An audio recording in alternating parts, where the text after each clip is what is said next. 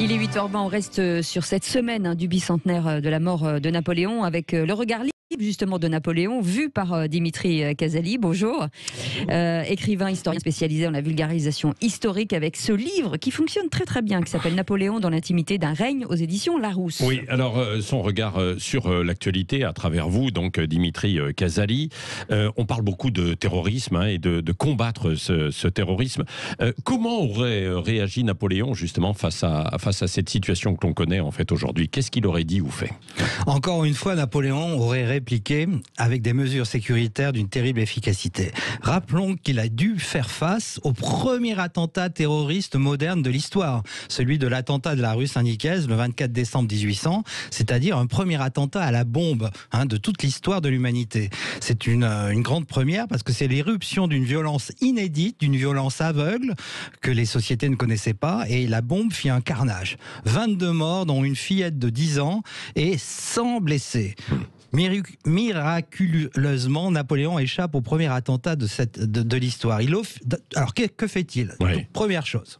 Tout d'abord, il officialise un récit de l'attentat visant à la dramatisation, qualifié d'attentat de la machine infernale. Napoléon affirme donc devant tous les maires et tout qu'il aura aucune pitié pour les poseurs de bombes. Oui. Ensuite, comprenant la nécessité d'établir son pouvoir fermement et de manière autoritaire, il veut en finir avec les tentatives d'assassinat, parce que c'est pas la première. Et comme un mois auparavant, il avait subi un terrible attentat des Jacobins, première chose, il attaque sur sa gauche le parti jacobin et il fait arrêter 130 Jacobins soupçonnés de l'attentat et tout de suite les expédie à l'autre bout du monde, donc il les déporte aux îles Seychelles. Mais Fouché, le ministre de la police, mène une enquête extrêmement habile et il s'aperçoit, c'est la première aussi, c'est la naissance de la police scientifique, puisqu'ils comprennent grâce à la tête du cheval qui tirait la carriole de la bombe ils remontent, ils font tous les vendeurs de chevaux de Paris, et là ils remontent la filiale et ils s'aperçoivent que c'est le parti royaliste, donc sur sa droite, qui est à l'origine de cet attentat. Aussitôt dit, aussitôt fait, il fait exécuter 12 royalistes, dont le chef du complot, le charismatique Georges Cadoudal, qui était quand même un type assez extraordinaire. Du coup, l'opinion publique prend fait et cause pour Napoléon.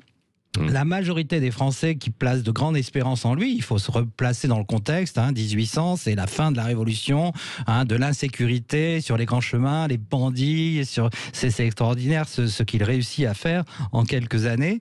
Et troisième réaction, bien sûr, de Napoléon, il organise des élections, entre parenthèses, c'est-à-dire un plébiscite en juillet 1802, où il demande le renforcement de ses pouvoirs. Les résultats sont en commune mesure avec ses espoirs. Le oui, il emporte avec 3 600 000 voix contre 8 380 non. Le Sénat annonce triomphant, le peuple français proclame Napoléon Bonaparte consul à vie et il a même le droit de choisir un successeur. Ouais, il est venu justement, il a conforté son pouvoir après donc un attentat où il a réagi de façon très ferme. Merci Dimitri Casali.